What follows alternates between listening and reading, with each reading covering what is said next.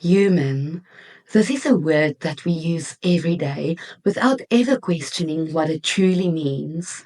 But what if it holds a secret hidden in plain sight? What if the word human was never meant to describe a limited mortal being, but a radiant one? Human, hue-man, is a man of many hues, and the word hue means shade or variation of color. And in esoteric wisdom, color is vibration. Each hue is a frequency of light. So to be called a hue-man is to be a being made up of many frequencies of light, a prism through which divine consciousness refracts, a vessel for the full spectrum of energetic expression. See, you are not just flesh, bones, and your mind. You are vibration. You are light. You are a walking temple of frequencies. And as the Tibetan Book of the Dead teaches, recognize the radiance of your own true nature. Recognize the luminosity, which is the mind's own light. And when you do these things, everything changes because the secret to what it means to be human isn't buried, it's simply encoded. It is encoded in our language, in sound, and in the very structure of who we are. And today, we are going to simply decode it.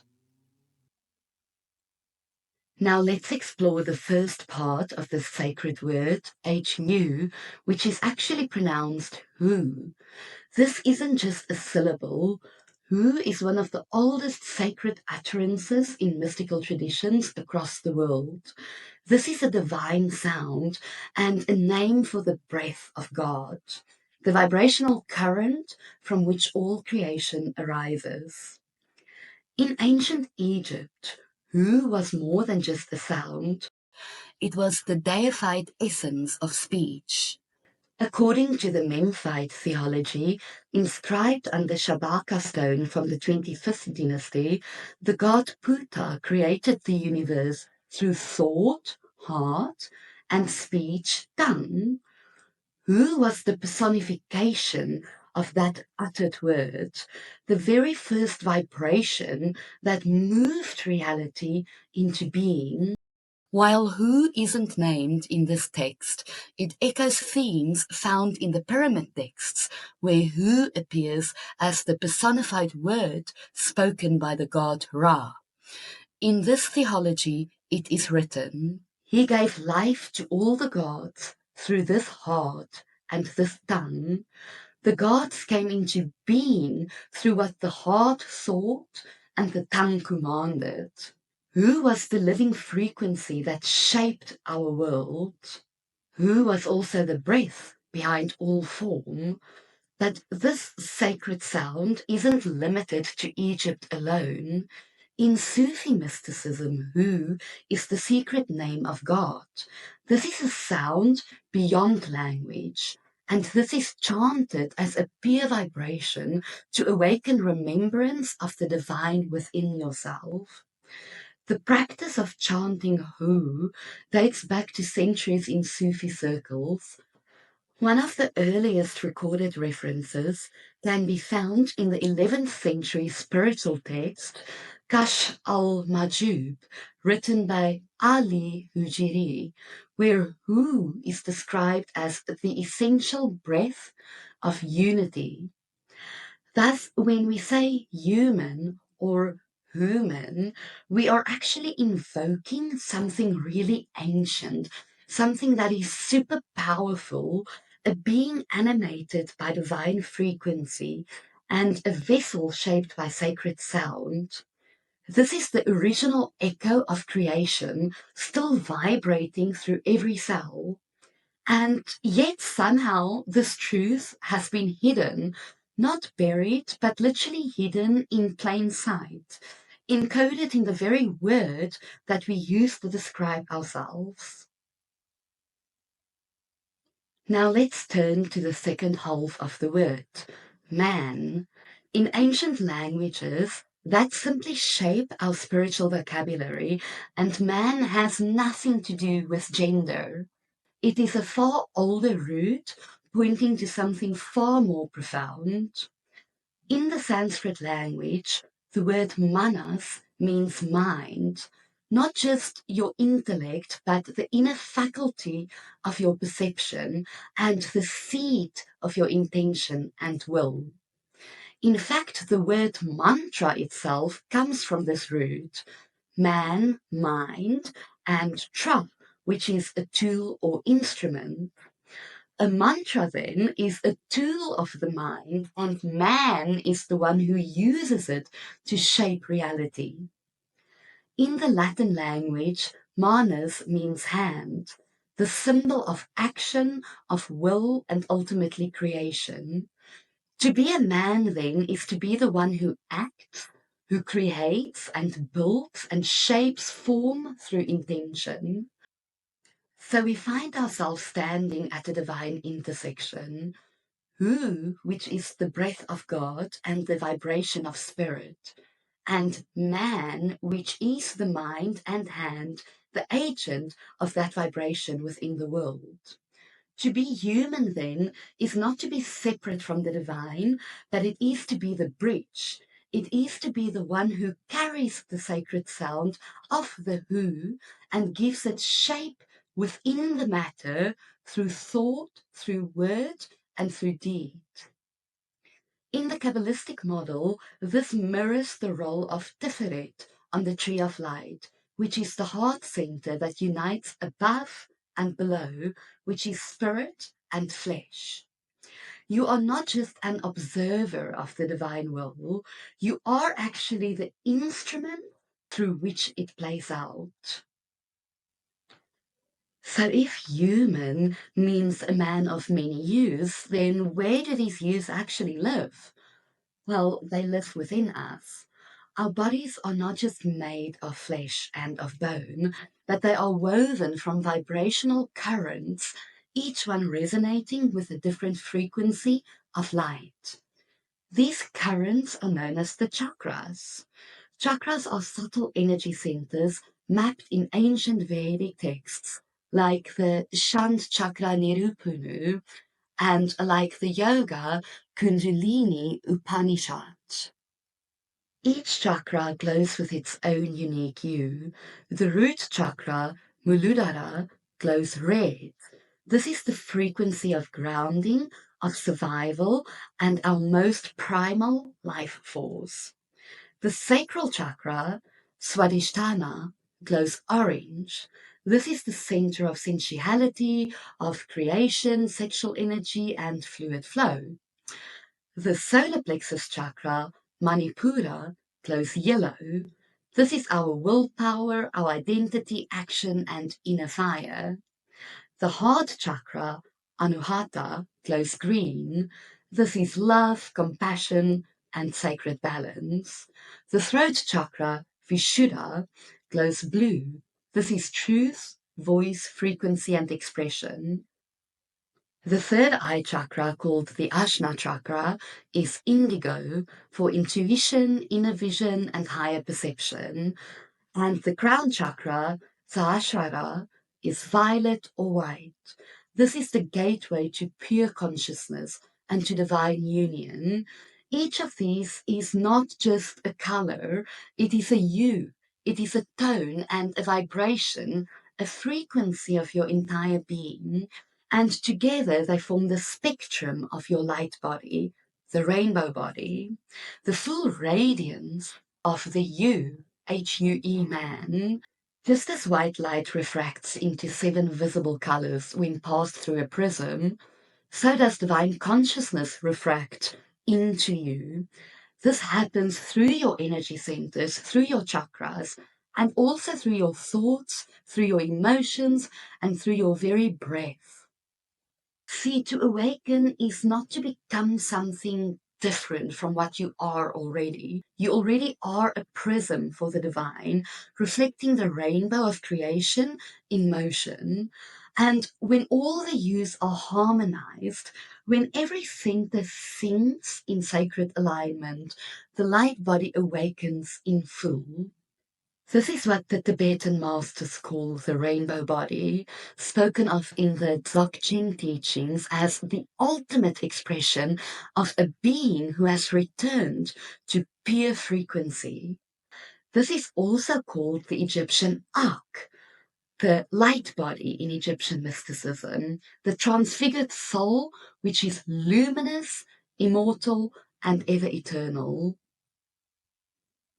Long before modern mystics spoke of the chakras and frequencies, the priests of Kemet, ancient Egypt, mapped the soul in layers of light. They taught that the human being was not one single thing, but rather a complex constellation of energies, each playing a role in the dance between flesh and spirit.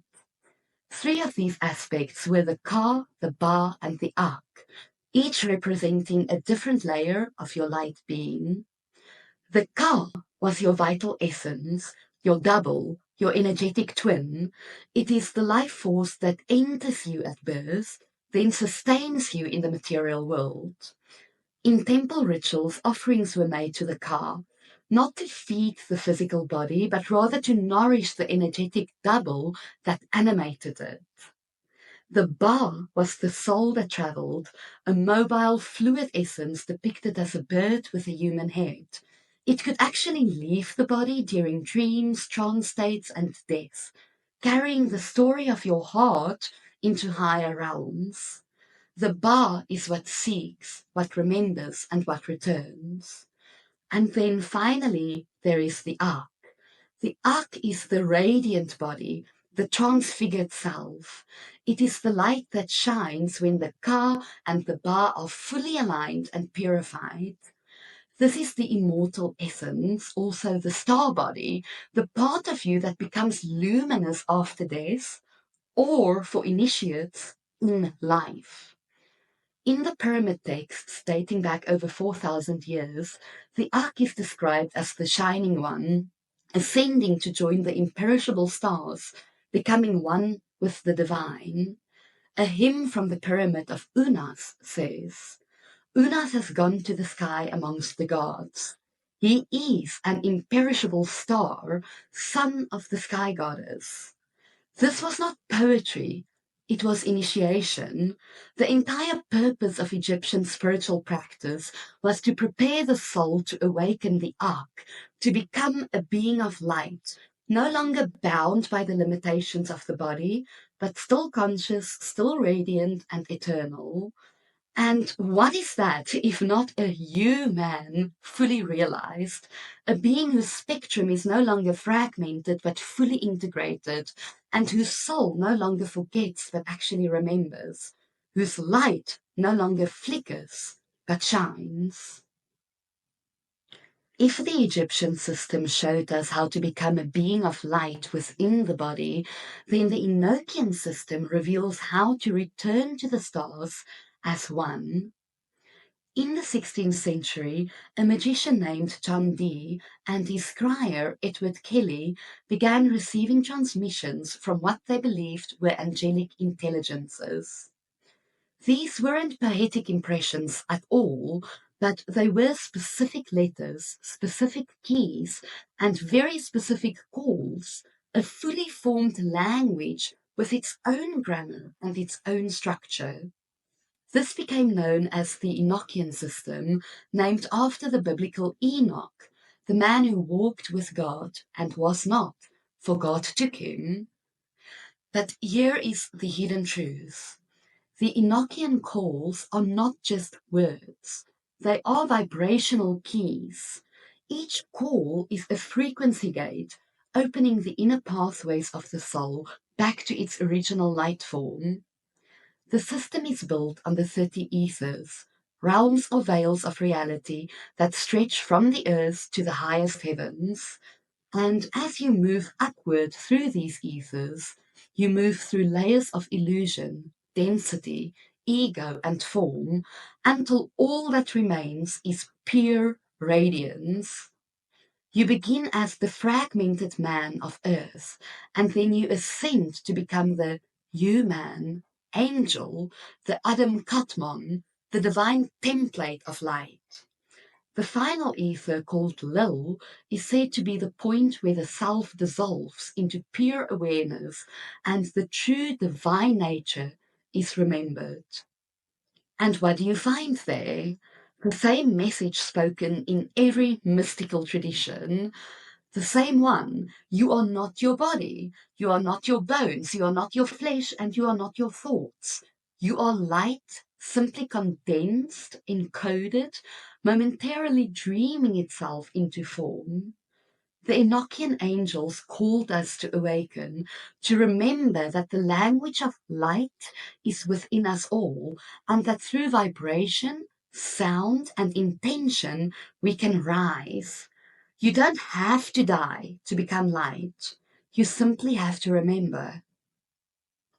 The word human has been sitting in front of us all along, literally like a closed doorway with the key already in the lock. HU, pronounced who, meaning divine sound, the breath of creation, man, which is mind, form, and will, and HUE, which is the color, the vibration, and the light. Put them together, and you are a being of sound, of light, and mind, encoded with frequency, born to create, and here to remember. This is why ancient initiates spoke in symbols.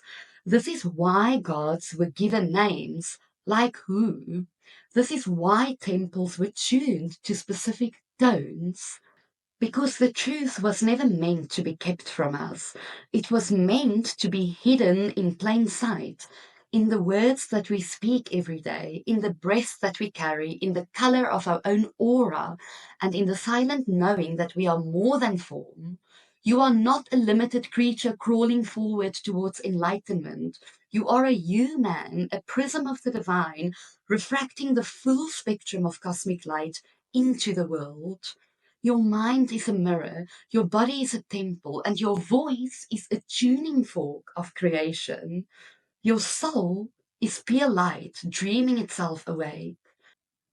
So the next time someone asks you what it means to be human, just pause and remember, it means you are a being of use, a frequency keeper and a light body simply in motion, a child of stars and of sound, an echo of the divine, rediscovering its own name. If this lit something within you, then don't let it dim. Please subscribe, share, and explore more with me, because this is just the beginning.